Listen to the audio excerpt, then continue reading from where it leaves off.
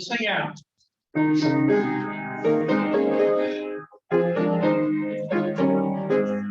Oh, say, can you see by the dawn's early light what so proudly we hailed at the twilight's last gleaming? There's my stripes and bright stars through the perilous fight.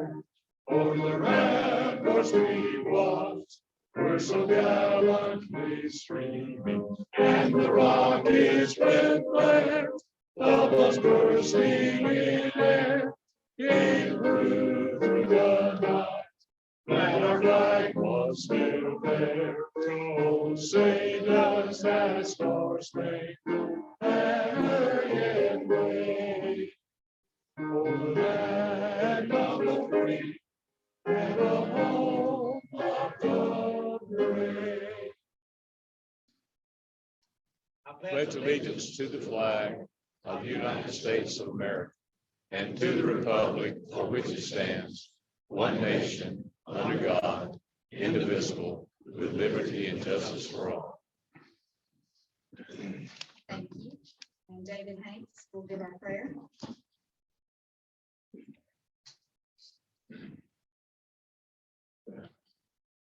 Bow with me, please.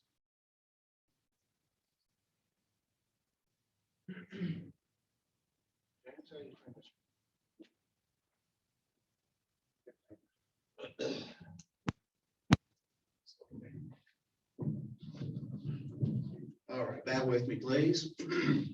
Dear Lord, I just thank you for this beautiful day. And Lord, I just thank you for this room full of outstanding people and leadership that shows up every Monday and does wonderful things in the Dothan area.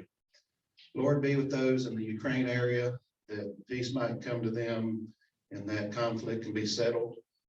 Be with our national, state, and local leaders when they make decisions that affect us all. And take this food to the nourishment of our body. In your name I pray. Amen. Amen. Thank you, David. Family of Rotary, Terry.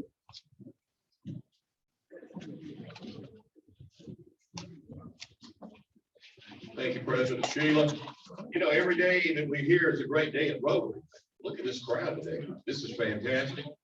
We're going to be short today because we got some special things to do. But please, prayer of comfort and peace for Michael Maddox, fellow Rotarian. And if you've lost your mom, you know exactly what I'm saying. Michael lost his mom at the end of last week. So prayers of peace for the entire Maddox family, as a matter of fact. And this group, just look around. We know that we like to eat. It's pretty, I'm not saying anybody's overweight. I'd be in the head of the list. But Stacy Bracken, I understand that was his recipe. Is that correct? Correct. Yeah, for the chili cook-off. And if you didn't have any of that, you really missed a treat. Stacy can cook chili anytime that he would like. I mean, I love chili, eating it all over the country. Actually cooked several times in chili tournaments and had the distinction at Fort Rucker of cooking up the worst. And but that was great, and that was a great day out there for John and Jane. Birthdays kind of short in the list. Stacy Bracken, March 14th, Bill Castle on March the 20th, and nobody wanted to celebrate an anniversary this time of the year. Hope you all have a great week. Thank you.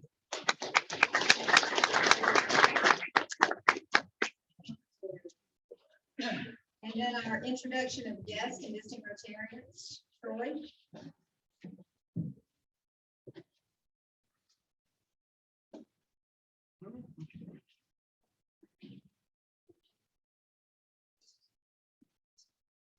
We have a lot of guests today. We're happy to welcome you guys and thank you for visiting Rotary today, and all of our visiting Rotarians as well. When I call your name, if you could please stand and remain standing until all visitors are recognized. We have Lee Jacobs, guest of Stephanie Walker, Tim Goodwin, guest of Dale Goodwin, Stephen Holloman, guest of Tim Shirley, Alan Register, guest of Mike Azar, Roberta Marblestone, guest of the club, Mark and Kara Dennis, guest of the club.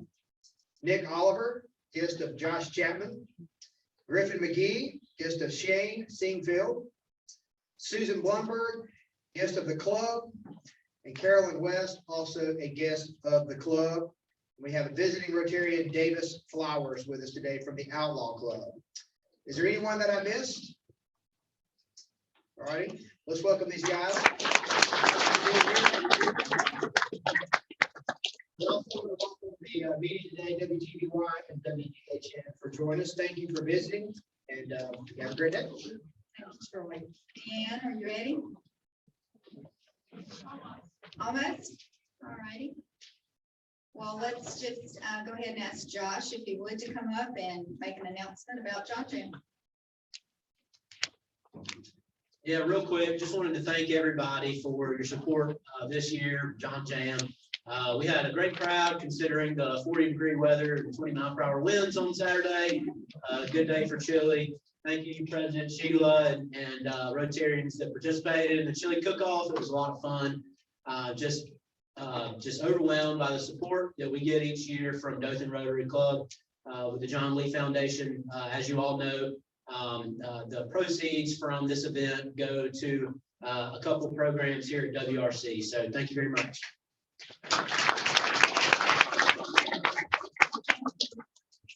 Stacy's recipe, and let's see if you'll see the picture scrolling across, and we probably do look very cold. I think we should have named ourselves the chili team, but we had a good time. It is a great cause, and so I thank you for allowing us to participate. And I thank those that braved the cold with me to be out there to serve in that way. Thank you to the Outlaw. And the Outlaw Club, yes, the Outlaw Club plays a huge role in getting all of John Jam done each year. So thank you so much. All right, James. I'm in a hurry, President Sheila. All right, are you ready? Oh, this thing's turned on. I don't probably need it. Can you hear me now? All right, okay. Are you ready to get back to normal? Yeah, my wife says I never will. And she says because I wasn't to begin with. But we're going to have a picnic this year. Are you ready for a picnic? Yes. All right. You know, we've had to postpone it for the last couple of years. We tried to have something inside last year, but we're going to have a picnic this year on April the 25th. It's going to be at Dothan Botanical Gardens. And you are on your table. There's a sign-up sheet. We need to start signing up for you and your guests going to be there. Your SNP code, your spouse with you, and your children are included. But if you have additional guests, we will make provisions for that too. Come out, we're gonna have fun, fellowship together. It's been a while. We've been able to get our families together. So you come, make sure you fill this out. We'll pick them back up and put them back on your table beginning the 28th, since we will not be here next Monday. So make sure you attend, bring your family. Thank you, James. Deanne. Awesome, awesome. So what's the grand total? 3,197-ish today.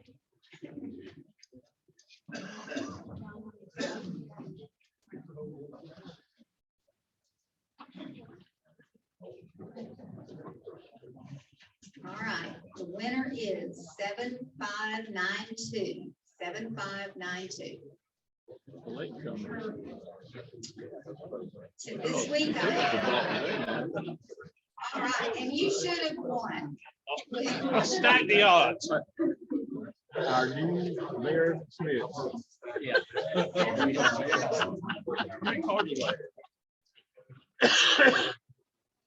Oh, well, it will continue. Thank you, Nathan.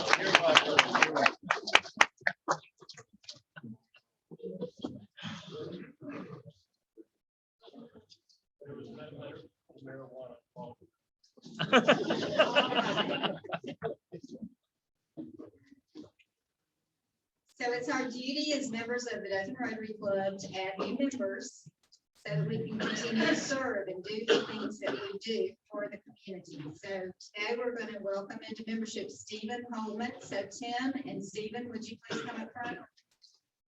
Jeannie, do you have anything for them? Okay.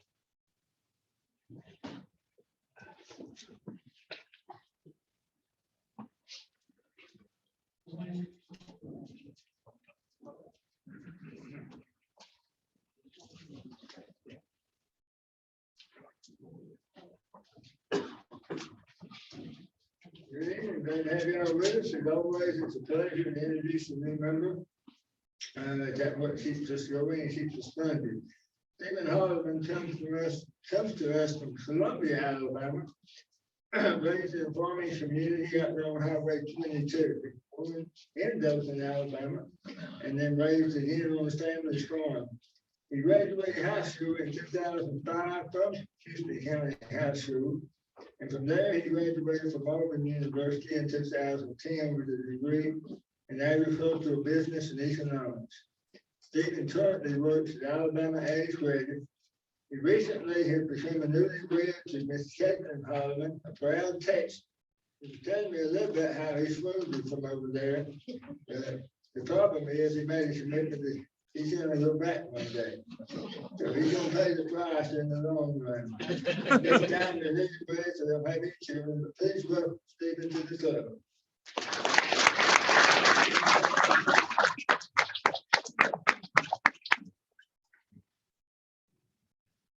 And when I was visiting with Stephen, I think he said his wife is from Texas, and when they were communicating, she thought Houston, Texas, not Houston County, Alabama. So he had her taken care of by them, so we're glad you're here.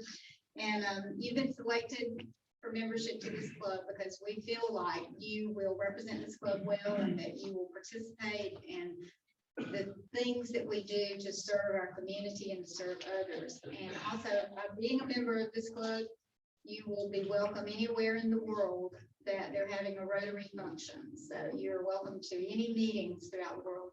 So your sponsor is going to present to you the plaque, which of the 4-way test, which is our motto that we try to live by and serve by. Your badge that you'll wear, it will stay in the box at the entrance, but you'll wear it every week so that people can get to know you by name. And also that happens to be the way Heather takes attendance. If your badge is missing, you must be in here. So, and then there's a Rotary pin. So welcome. We're glad you're here. Let's welcome him officially to our club.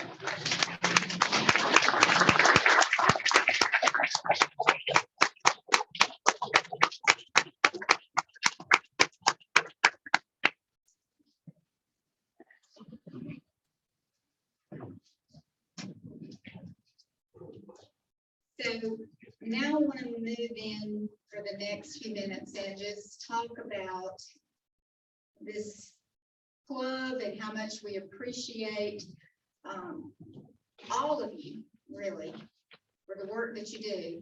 We want to recognize 5 members of our club who have served for over 50 years. And I hope that they leave here feeling honored and appreciated, because we do. They've been very dedicated to this club. I have a speech, but I am just talking, so, or I have some notes about what I wanted to be sure and say, but from the heart, look around WRC. Over 100 years ago, some Dothan businessmen decided that they wanted to make a difference. They wanted to improve this community. And so they started Dothan Rotary Club. And when you look around, you can see the facilities. We know that hundreds, if not, I'm going to say thousands of lives have been changed because of the efforts of this club. And these 5 individuals have been dedicated to seeing that done. They have lived it for over 50 years, one for 60 years. So you just don't find that every day. And it was brought to my attention, Greg actually brought it to my attention several months ago, and we kept trying to figure out when we were going to do this, how we could do this. because we wanted it to be a special occasion. And to recognize someone with this much of a achievement, with this dedication, with this service, you know, we talk about service above self. Well, this is service above self. When you commit to something and you pour into other people's lives, not only the individuals that are served here at WRC, but their families have benefited. So thousands, I'm going to say with confidence, have benefited from their service. I asked the wives to come today. Ms. Wainwright couldn't make it, but because they've been a part of it too. You know, these men have served, but their wives have served along with them. So we appreciate your service, your family's service. We appreciate what you've done. So thank you.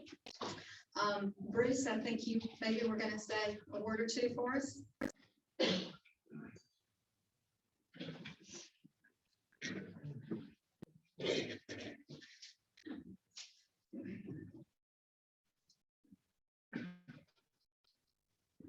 Thank you, President Sheila. Trying to think of something that I only have just a short period of time here because we got a lot of other business to tend to, but trying to make an impact. And I couldn't think of words meaningful enough to really say, so I stole a poem and I edited it to reflect what we're doing here today. And the name of the poem is "Where Are They Now?" Where are they now? The Rotary pioneers, the ones who came before, the ones who forged a new frontier and braved the vast unknown.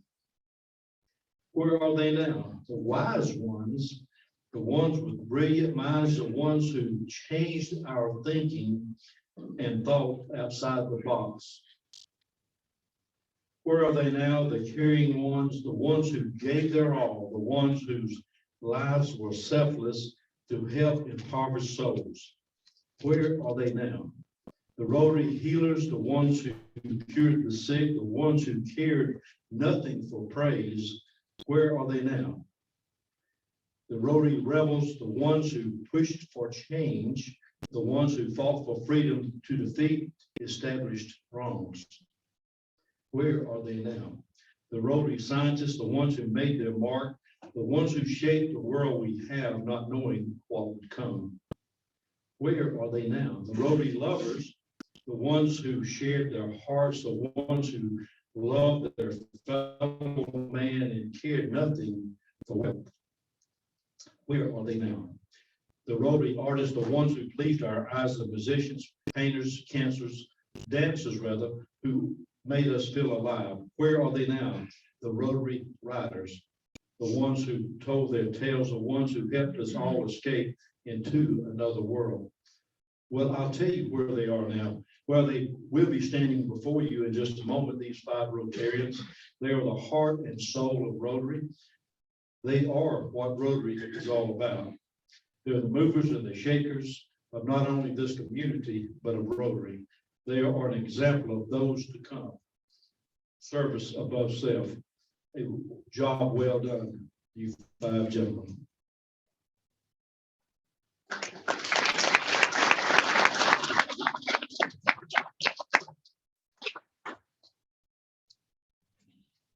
I had said, that this deserves a black tie event with very distinguished people, but I think it's better to do it among other servants, other people who are truly following in their footsteps, serving, putting service above yourself. So it's my honor and privilege to recognize these 5 men. And so, Dale, can you? So the first,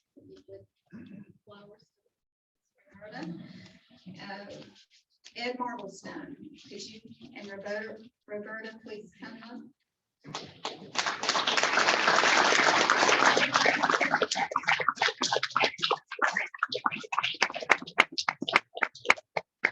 So Mr. Marblestone was sponsored by Wayne Granger. He joined Rotary January 31st, 1972. That's 50 years of service.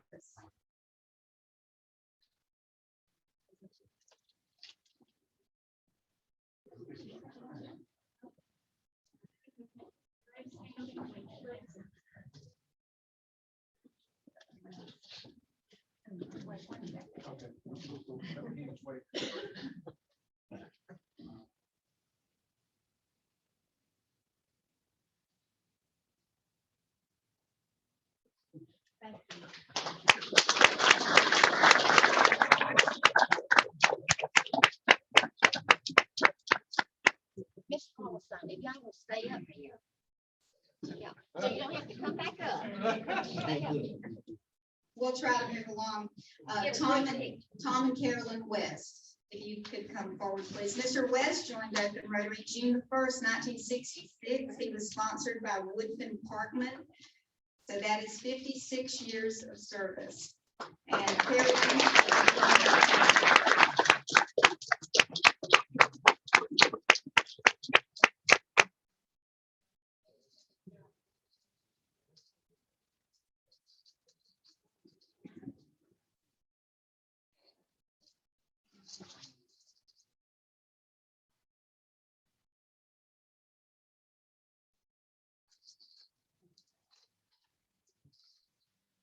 Tim, could you bring Mr. Malone up? So Mr. Ed Malone is joining us today. He has been with us via Zoom for the last year or so, but Tim and Dale picked him up today so that he could be here for this special presentation. So Mr. Malone joined Rotary June the 1st, 1964. That's 58 years of service. He was sponsored by George Malone. That's your father, correct, Mr. Malone? And his father served as president of this club. And his grandfather was in Rotary also, and he served as president of his club, which was Mobile or Pensacola? Pensacola. And so they had been a lot of service in that family. So we appreciate you, Mr. Malone, and here's your certificate.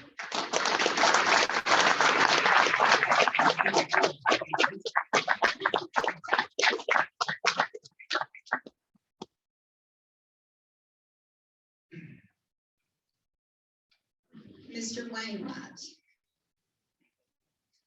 Mr. Wainwright was sponsored by Homer Hart. He joined January 1st, 1963. So that is 59 years of service. His wife Kitty couldn't be here today. She had another commitment already scheduled when we reached out to her.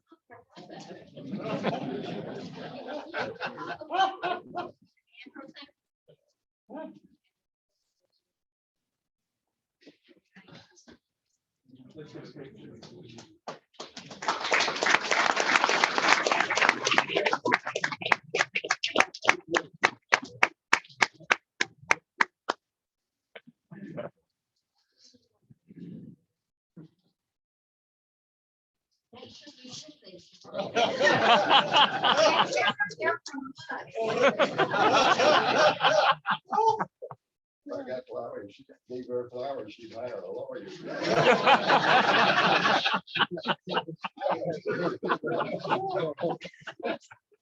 Susan and Les Bloomberg.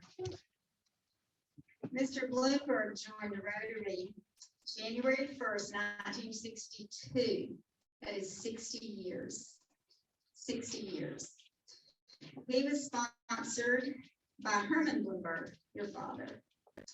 And he and Susan have been, I've been in their home for Rotary events. I've traveled with them for Rotary events. They are part of the foundation of this club, and we appreciate you both so much.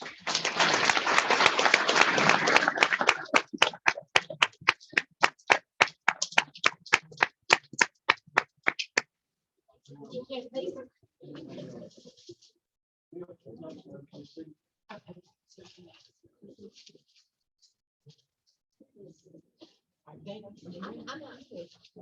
not here.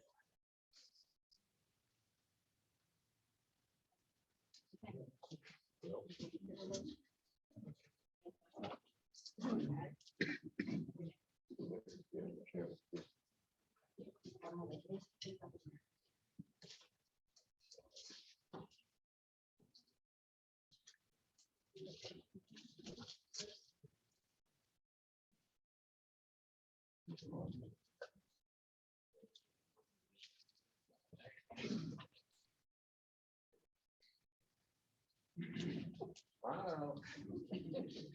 You do like the kids do, like those crazy plays.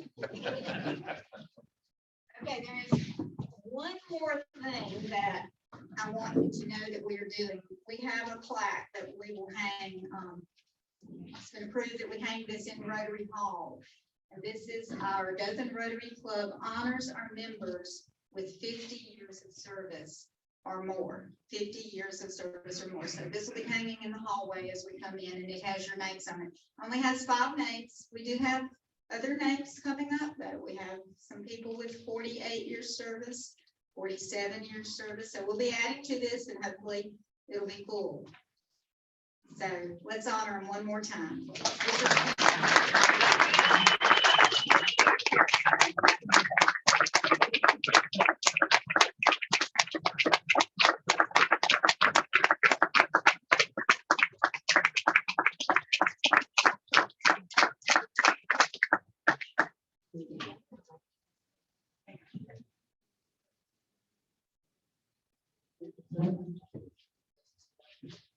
So you think about that, that's over 250 years of service. Isn't that wonderful? Just wonderful. Thank you again. Thank you again for what they've done. And thank you, President Sheila, for putting this all together. It's great. It's great. This is what Rotary's about. We need to celebrate. And we hope this is a great celebration. Thank you.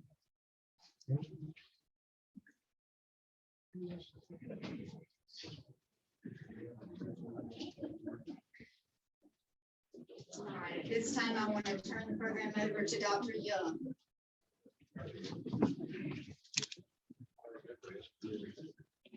Morning. Last May, Governor Ivey signed the legislation creating the Alabama Medical Cannabis Commission. And today we're going to learn more about it and what progress has been made. And I'd like to introduce Dwight Gamble, and he will introduce our speaker. Dwight was appointed by Governor Ivey to serve on the committee. In fact, he chaired the budget committee. He also chaired the selection committee for the executive director. And Dwight, as many of you know, president and CEO of Headland National Bank first. He attended Wallace Community College and graduated from Auburn. So, Dwight.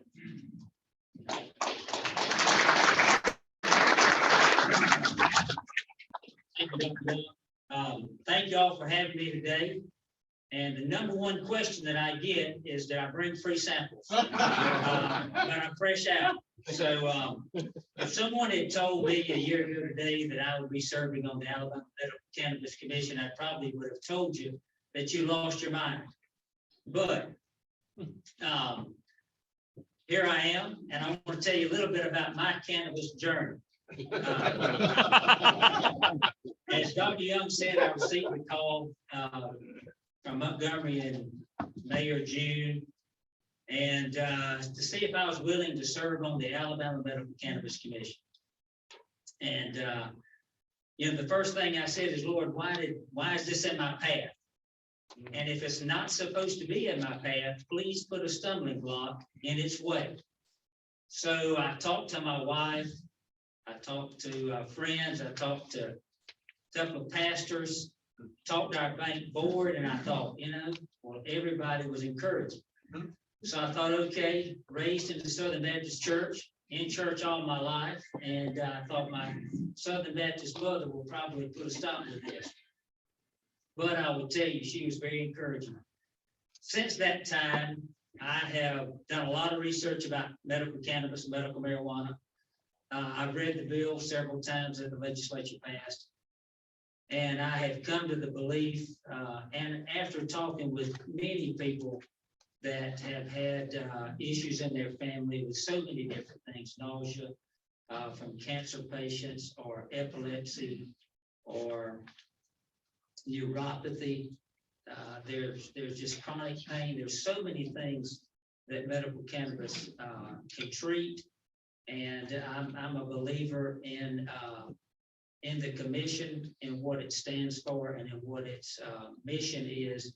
And it's a tall mission. As Dr. Young said, I was asked to chair the search committee. We spent countless hours pouring through resumes and we through applications. We narrowed it down to 3 candidates, 3 highly qualified candidates. And we chose at the time State Treasurer John McMillan, a man who's given his life to public service, has the highest of integrity and character, and is certainly up for the task of leading an inaugural commission that has a lot of challenges before it. When Dr. Young asked me to speak, I said, look, I know a little bit about cannabis, but we have a gentleman that knows a lot about it from past commissions that he's been on, working through the hemp program. And so what our search committee did is we brought John McMillan's name before our commission, and we hired, fortunately, Commissioner McMillan. John grew up in the rural county, the rural community of Stockton, Alabama, and Baldwin County. After graduating from Baldwin County High School, he attended Rhodes College, where he earned a BA in economics. And after graduating from Rhodes, he came home to the family sawmill. And I don't know if the sawmill got him interested in public service, but or not. But seriously, he's given his life to public service. He was appointed by Governor Albert Brewer to the Baldwin County Commission. From there, he was elected twice as state representative. He served as the commissioner of the Alabama Department of Conservation and Natural Resources. He was the executive vice president of the Alabama Forestry Association for over 20 years, and he served 14 years on the state personnel board. And I know in going through all that we went through with the state personnel board, great people, but there's a lot to go through and hiring someone through a state agency versus what most of us are used to out in the private business sector.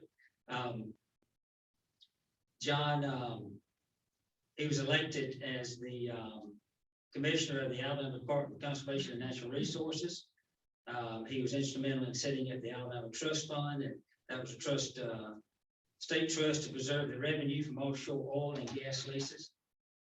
John was elected as commissioner of the Alabama Department of Agriculture and Industries in 2010, and he was reelected in 2014.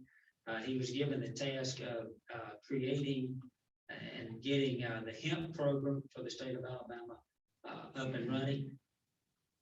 While commissioner of agriculture, he served as president of the Southern Association of State Departments of Agriculture, the Southern United States Trade Association. He was on the board of the National Association of State Departments of Agriculture, and he continues to serve on the board of the University of South Alabama. John was elected state treasurer in 2019. As treasurer, he was responsible for cash management, duties of receiving, depositing, and investing all state funds, bond management, unclaimed property, and facilitating public funds deposits. And to give up the state treasurer to come to the Alabama Cannabis Commission and be its inaugural director shows the enormity of this task. And he's doing a great job, hit the ground running, I believe, in October. He's an avid outdoorsman, and he and his wife Catherine have 2 sons, William and Murphy. Murphy and his wife Beth have 2 children, Elle and daughter and son John. So let's make welcome John McMillan.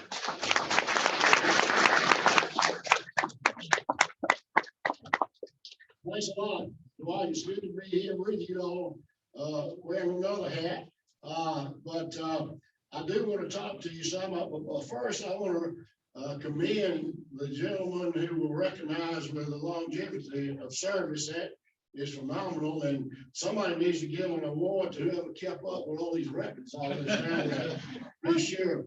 We were at a family wedding in Mobile this weekend, and I ran into a former member of the legislature that told me he'd just been over to most of the day in Foley at a barbecue cook-off. And I thought about this when y'all were talking about the chili. He said that during the night, Friday night, half of the tents blew away. And the ones that were still left on Saturday during the cooking were going like this every time a big wind gust came through. And that the rub of choice for their barbecue was ashes. So there were other people around the state going through maybe even worse than you all were. This is such a complex subject. What I'm gonna try to do is just kind of give you a little bit of background information of where we started, where we are now, and what I think the future probably holds. And then I'm gonna try to allow plenty of time for questions. So I'm not gonna try to talk about THC and cannabinoids and all of those, CBD and everything else that is all part of this family that we're involved with. But I do want to give you some background information. Marijuana has been around thousands of years and been used as for medicine thousands of years. The geneticists say that back in the day, cannabis, and when I talk about cannabis, I'm going to be talking about medical. When I talk about marijuana, I'm basically going to be talking about illegal marijuana. When I talk about hemp, I'm referring to industrial hemp, which we do have now in Alabama, and that could be a whole nother story. But anyway, it was used, and the geneticists say that they all derived from hops way back in the day. And then they kind of took different avenues with the marijuana winding up with THC in it, and then the hemp, going more to the industrial. And if you don't know the industrial background of hemp in this country, you should check it out. It's actually marijuana was actually designated as a controlled substance in 1970, and it's put in the same classification with cocaine and heroin and other substances, which is, I don't know. I understand that a stroke of a pen by the Secretary of Health can change that. But I'm like Dwight, a year ago, if you had asked me about marijuana, I'd have said, that's a gateway drug and you need to stay the hell away from it. But as we studied it and did a lot of research on deciding whether I really wanted to apply for this job or not, we found out there's some real positive sides to it. Now, in the United States, incidentally, this is an interesting side note. Marijuana started really pouring into the United States in 1910, when Mexico had a revolution and thousands of Mexicans were crossing the border coming into the United States and bringing marijuana. What does that remind us of? What do we see happening today with fentanyl coming from China, mostly through the border down there? And that's what's killing folks. If you pay any attention at all to the story over the West Point students over the weekend, you can see how terribly dangerous that stuff is. But anyway, Oregon and Washington and California back in the mid-90s started legalizing or passing legislation to legalize medical cannabis. Currently, there are 40 states, right at 40. I think Mississippi a couple of weeks ago was either 38 or 39. We were like 37. They made it legal and set up different type agencies to run it. Now, our legislation was passed in May of last year. This is the most comprehensive bill that I think I ought to solve, Paul. I don't know what you think about it. I think you would agree with me largely, at least. It's like 104 pages. It's extremely specific. That's what's so unusual about it, in my observation, because it puts dates, it puts tolerances, it puts all kind of things in there, including the progression of how we get this program up and running. So it is very complex, and that's the reason we hadn't been seen or heard in a number of months now.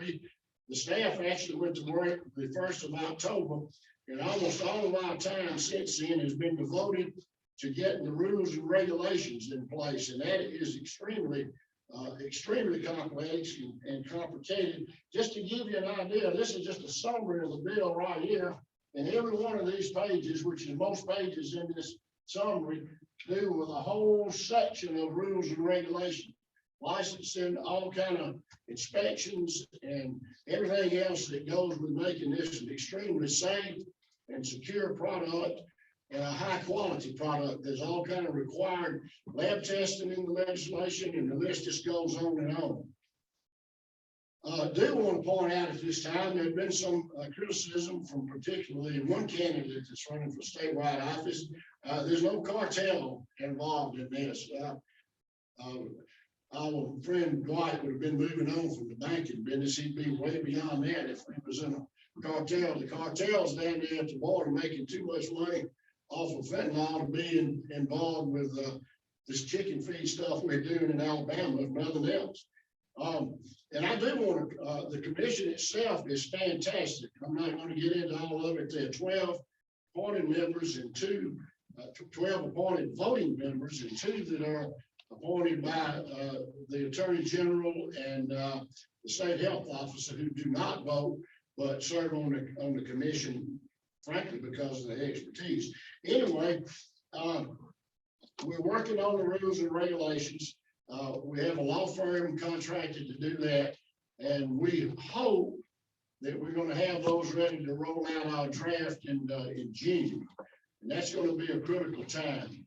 The law requires that we be ready to start accepting applications for the different levels of licensing, and I'm going to itemize those. By September the 1st, and that alone is tough. One of the lobbyists that's been involved with this came to visit with us a while back, and he was going to fix and ask us a question, and he knew the answer was a prospective answer, and he said, I understand what you ought to do, and you're putting a car together as you drive down the highway. And that's just about right. That's almost what we've been trying to do, because particularly trying to meet those timelines. But the staff and the commission agree that it's a lot more important for us to do this right than it is to do on schedule, if that's what it takes. So we are going to do it right. Now, talking about that and talking about the rules and regulations, let me say at this point, if you have any interest in learning more about this whole subject from the legislation, go to our website, and it's amcc.alabama.gov. And we have everything on there from who the commission members are, who appointed them, the minutes of the meetings, and we'll have there's places to make comments, and the legislation itself is on there too. And we will have our rules and regulations and all of that on there as they come online. The state is I call it clumsy in many ways. And just to give you an example of what I'm talking about, once the commission gets through with this draft of rules and regulations, that's going to be hundreds of pages, incidentally. We get through with that, it goes to the Legislative Services Agency, and that process, best case, is 3.5 to 4 months for this to be advertised and comments and everything to get it all finished up for legislative review and then hopefully initiated. Now, there are 6 categories of licenses, and every state, all states that are involved in this have a number of things in common. All states have differences as well, and that makes it challenging. There's no just blueprint to go say this is the way we're going to do it. We'll be issuing cultivator licenses, processor licenses, dispensary licenses, transporter licenses, laboratory licenses, and integrated licenses. In most states, Florida, for example, only has an integrated license, and that's the folks that take it from the growing stage, cultivation stage, processing, delivery, and owning the dispensaries. Most times owning the dispensaries where the products will come from. I'm going to mention the state agencies and other groups that are also working very closely with us. Now, all this is in that legislation. The Department of Agriculture and Industries, because of the expertise there with him, Aaliyah, law enforcement, security, and the guy that, and I misspoke a while ago, it's not the health officer that appoints it, the second advisory member, it's Aaliyah, and the guy that we have there is absolutely fantastic. The State Medical Association, the Revenue Department, and in addition, with the Medical Association, the State Board of Examiners for doctors is a major part of it. They are responsible for all the rules and regulations to do with the medical side of it, particularly the doctors. The patients will go to the doctors and they'll get a recommendation. It's not a prescription because dealing with FDA and other folks, this has to be called another name. And I could talk all day about just the relationship between the state and the feds. That's another big problem. Banking, for example, still doesn't accept. Florida's going real heavy with credit unions down there. And what I forgot to tell you this, young Boozer was just appointed head of the National Association of State Treasurers Banking Committee, primarily because of his expertise in being able to do something. I think that can pass, the Congress might even pass this year, but it's almost got to pass. We've even had states where the transporters have been transporting not only the medical cannabis, but also huge amounts of cash, and they've been seized by state law officials. So there's a lot of things that got to be worked out. I mentioned Florida with the banking. Florida's also been extremely helpful to us. I guess they were the first, they were the first southeastern state to get into this. And we've been meeting and talking to them and even visiting with them because they've been very helpful in trying to tell us the things that we don't need to do. So, and they've had a lot of problems, as have most states. The legislation provides for a 9% sales tax. California is 20-something%, and they can't compete with the black market out there, so they're going to have to change something out there. What happens here in Alabama, how much revenue, I don't know. Senator Tim Nelson handled this legislation for 3 years and finally got it passed. And of course, he's also a researcher as well as a medical doctor. He believes when we get up and going, maybe like 5 years from now, we could see as much as $200 million revenue.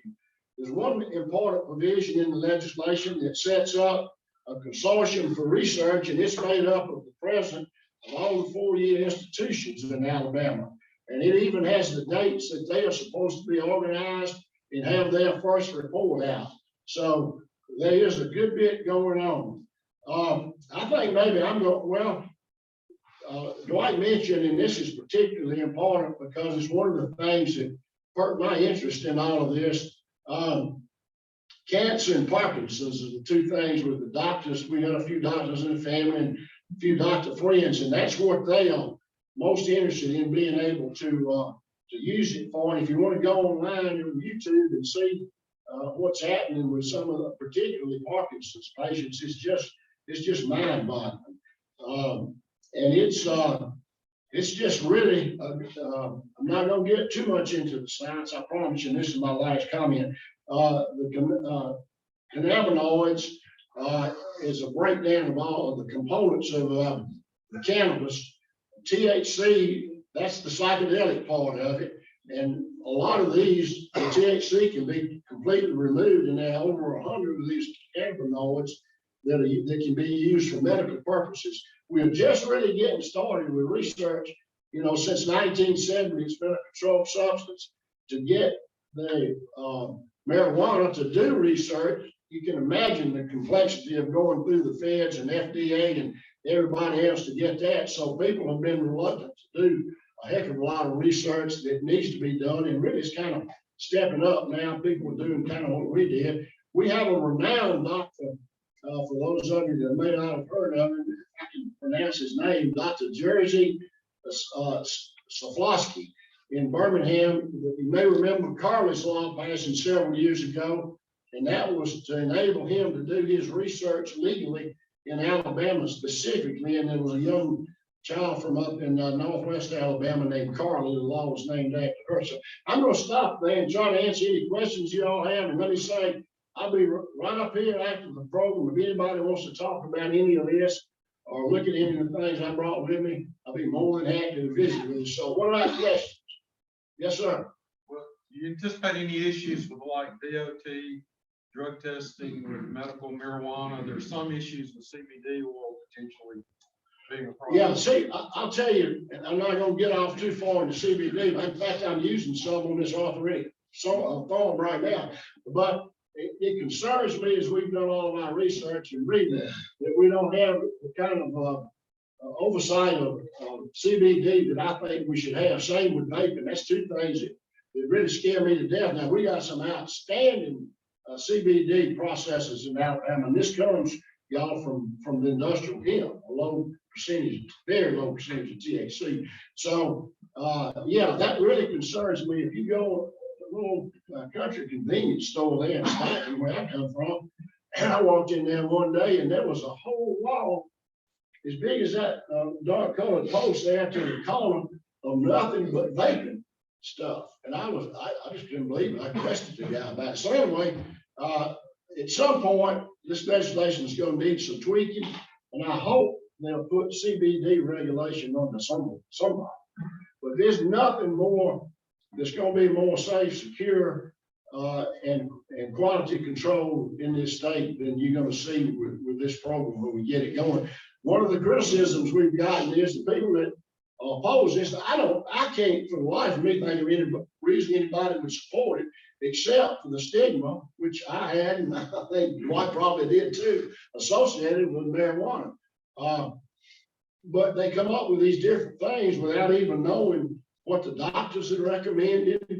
They talk about the legislation doesn't have anything in it to protect pregnant women. One of the first rules the doctors have is no recommendation for pregnant women. Paul? This is just in-state grown and dispersed. That's correct. Not from outside the state coming in. And also, if you would touch base on the only type, it's not smoking, you can't smoke it. Tell them the different ways that it can be dispersed. Okay, there's, first of all, there's 15 medical conditions that the law says is qualified, can be qualified for.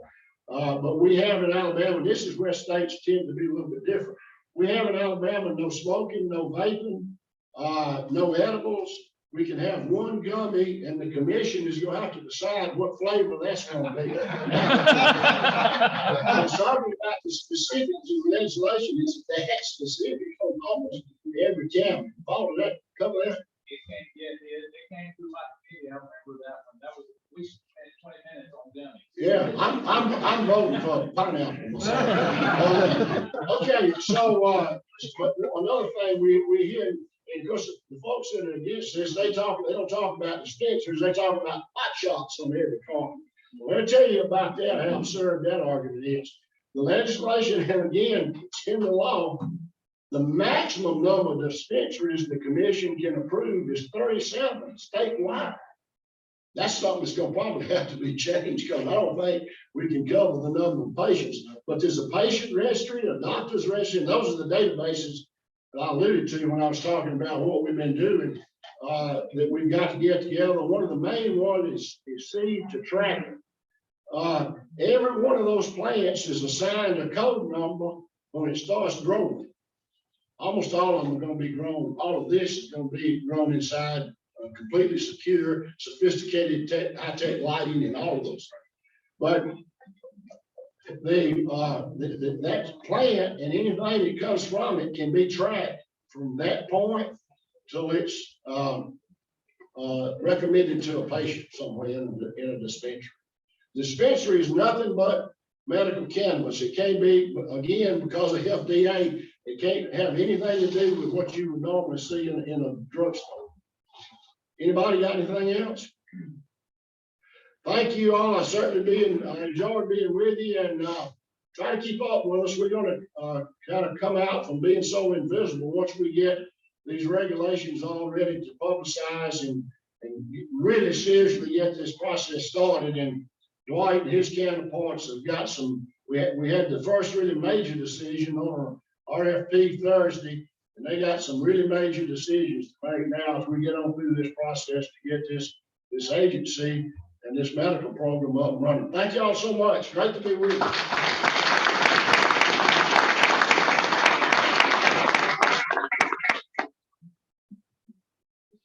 Thank you both. Thank you, Dr. Young, for bringing them to us today. And so next week, we will not meet. We're going to take a spring break.